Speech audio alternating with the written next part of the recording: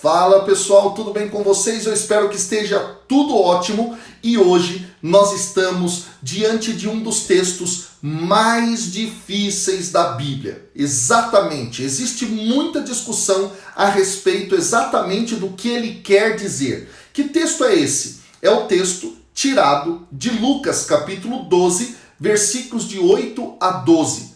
Texto este que é lido na 28ª semana do tempo comum, no sábado. Agora, esse texto afirma o quê? Esse texto fala sobre o pecado contra o Espírito Santo. E diz que este pecado, a blasfêmia contra o Espírito, não terá perdão. Afinal de contas, o que isso significa? O que isso realmente quer dizer? O vídeo de hoje é sobre isso. Mas antes eu quero pedir para você que você possa fazer a sua inscrição aqui no nosso canal, que você possa fazer deixar aqui os seus comentários, a sua curtida, compartilhar esse vídeo, divulgar esse vídeo para o maior número de pessoas possíveis, a fim de que nós possamos justamente levar a palavra de Deus de forma profunda para os 4 cantos da terra. Beleza? Então eu conto com vocês. Além disso, ative o sininho das notificações, beleza? Último aviso. Gente, eu vou deixar aqui embaixo na descrição do vídeo um grande presente para você. Você que ainda não participou do nosso desafio 10 dias com a Bíblia para compreender qual é a sequência correta de leitura dos textos bíblicos, então se inscreva, é totalmente gratuito, é um curso de 10 aulas, nas quais eu vou falar sobre os 10 períodos mais importantes da história de Israel, para você poder compreender o texto bíblico, beleza? Então isso é muito importante. Vamos então para o nosso texto. A primeira coisa que é fundamental que você entenda é o contexto literário. Nós estamos no capítulo 12. E no final do capítulo 11, diz o texto que Jesus, ao sair daquele almoço na casa do fariseu, no qual ele proclamou 3 condenações contra eles, mais 3 condenações contra os doutores da lei, o texto fala que os seus oponentes estavam caçando-o, estavam atrás dele, para armar contra ele. E aí, queridos e queridas, há algo espetacular aqui. No capítulo 12, versículo 1, diz que Jesus estava diante de uma grandiosa multidão quando saiu daquela casa. E essa multidão estava a ponto de se esmagarem uns aos outros. Veja, a cena é dramática. E diante daquela grande multidão, diz o texto, ainda no versículo 1, que Jesus começou a dizer em primeiro lugar aos seus discípulos. Então aqui é muito importante. Há uma diferença entre multidão e discípulo. Jesus está ensinando aos discípulos e está falando para eles justamente o seguinte: acautelai-vos do fermento, isto é, da hipocrisia dos fariseus. Então, desde o versículo 1 até o versículo 12, Jesus está dando uma série de avisos importantes para os seus discípulos, falando com eles a respeito justamente de tomarem cuidado e que eles não tivessem medo dos perseguidores. Esse texto é muito importante porque Jesus já está a caminho de Jerusalém, está quase chegando lá, a tensão está aumentando, ele está sendo cada vez mais perseguido, mais colocado à prova, e aí Jesus já está avisando, cuidado, tomem cuidado, permaneçam firmes diante daquilo que vocês serão acusados. Ok? Tá claro isso? Então é muito importante você ter este contexto dentro deste texto fundamental. Vamos lá, pessoal. Aí nós chegamos no versículo 8. No versículo 8, Jesus diz assim: eu vos digo, todo aquele que se declarar por mim diante dos homens, o Filho do Homem também se declarará por ele diante dos anjos. Versículo 9. Aquele, porém, que me houver renegado diante dos homens, será renegado diante dos anjos. Aqui tem algo muito importante. Dois verbos que a gente destaca: declarar e renegar. São verbos opostos na língua grega. São verbos contrários. E são verbos utilizados na linguagem do julgamento feito em um tribunal. O que Jesus já está dizendo? Jesus já está dizendo aos seus discípulos: vocês serão levados aos tribunais, então não me reneguem, declarem por mim diante dos tribunais. Uau, isso é muito profundo. Jesus então já está falando da perseguição que os seus discípulos haverão de sofrer. E aí, meus irmãos e minhas irmãs, há algo espetacular aqui. Quando a gente continua o texto, a gente percebe que a expressão Filho do Homem vai aparecer por 2 vezes nesse conjunto de versículos. E quem é essa figura do Filho do Homem? O Filho do Homem, segundo Daniel no capítulo 7, é aquele que vem para reinar, é aquele que vem reinando para estabelecer um reino sem fim. Trata-se então de uma figura escatológica, uma figura que vem para realizar de modo pleno a vontade do Pai. E é muito interessante que dentro da tradição do Novo Testamento, esta figura vai ser relacionada muitas vezes com o julgamento final. Quando a gente olha, por exemplo, lá para o capítulo 25 de Mateus, naquele último sermão, que ele fala quando o Filho do Homem vier na sua glória e com ele os seus anjos, ele vai fazer então o julgamento. E aí ele vai fazer então a separação, não é, daqueles que foram fiéis daqueles que não foram fiéis. Então, a utilização da expressão Filho do Homem evoca também essa noção de julgamento. Nós, então, aqui estamos diante de 2 julgamentos. O julgamento dos homens que não creem que Jesus é enviado da parte de Deus e o julgamento diante do próprio Jesus, junto com a sua corte celestial, que são os anjos. Essa expressão anjos, corte celestial, está presente dentro do judaísmo da época. Eles acreditavam que Deus tinha uma corte. Essa corte era composta pelos seus anjos. Isso é muito interessante. Qualquer dia a gente faz um vídeo sobre isso. Então aqui nós estamos diante de uma cena de julgamento que Jesus está comunicando. E aí o texto então continua. Versículo 10. E a todo aquele que disser uma palavra contra o Filho do Homem, ser-lhe-á perdoado. Mas ao que houver blasfemado contra o Espírito Santo, não lhe será perdoado. Ora, parece aqui uma contradição. Como pode? Se eu falo, não é, uma palavra contra o Filho do Homem, eu vou ser perdoado. Se eu falo uma blasfêmia contra o Espírito Santo, eu não vou ser perdoado. Aqui está a grande dificuldade. Porque nos versículos anteriores Jesus disse, olha, se você me renegar diante dos homens, eu vou te renegar. O que realmente está em jogo aqui?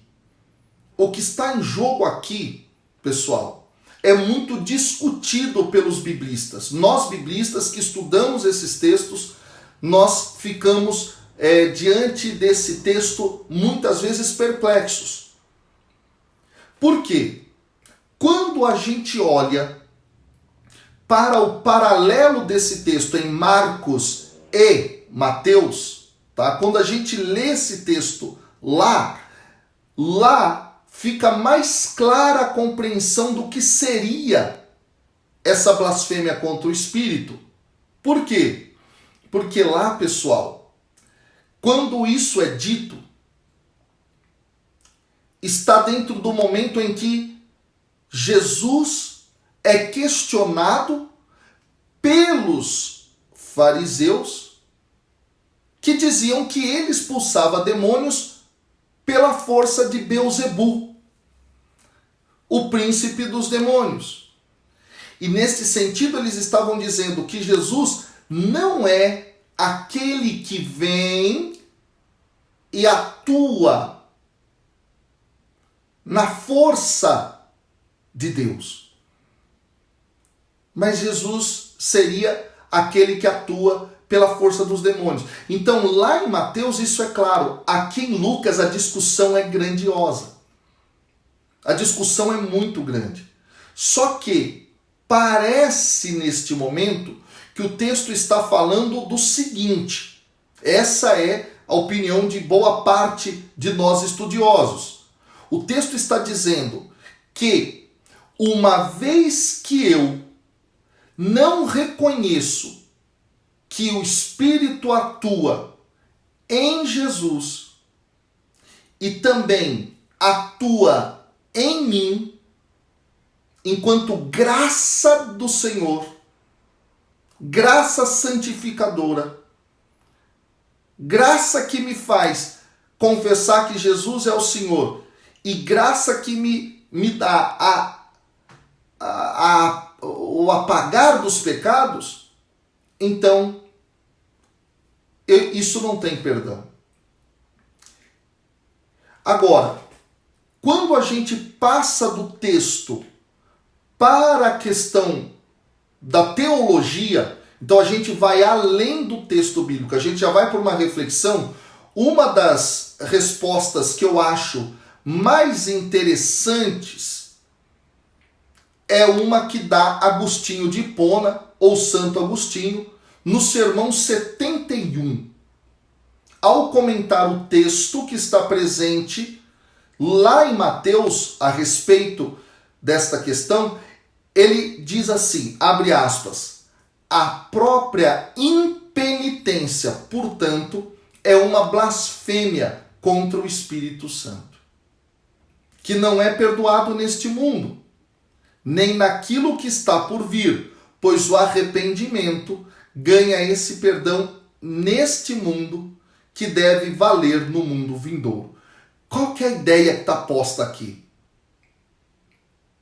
Santo Agostinho está dizendo que a blasfêmia contra o Espírito é a impenitência, ou seja, é justamente a negação total de Deus como Salvador, como aquele que atua com graça na minha vida. E se o ser humano, por liberdade, diz não a esta graça, então não tem nem como Deus perdoar. Ou seja, Deus dá liberdade ao ser humano de aceitar a obra do Espírito na sua vida, ou fechar a porta a isto. Então, dentro do desenvolvimento posterior, a partir de Agostinho, sobretudo para frente, o pecado contra o Espírito, a blasfêmia contra o Espírito é a impenitência. Agora, diante do texto bíblico aqui em Lucas, é muito complicado a gente saber exatamente o que o texto está querendo dizer. Esta que é a grande realidade. Aí, existe no comentário, não é? No rodapé desta Bíblia, que é a Bíblia do Peregrino, uma explicação que é dada, que é assim, ó. Blasfêmia contra o Espírito Santo, neste contexto, parece, olha só como ele usa a expressão, parece, eu não tenho certeza, significar a rejeição obstinada do seu testemunho a favor de Jesus, pelo qual a pessoa se fecha ao perdão que Jesus oferece. E olha só como o que trabalha nessa tradução tenta explicar. Como se disséssemos: a pessoa corta o galho sobre o qual está sentada. Então a ideia seria essa negação mesmo. Negar a ação do Espírito na própria vida, negar a graça de Deus, negar a salvação. E, portanto, não tem como dar o perdão a quem não quer o perdão.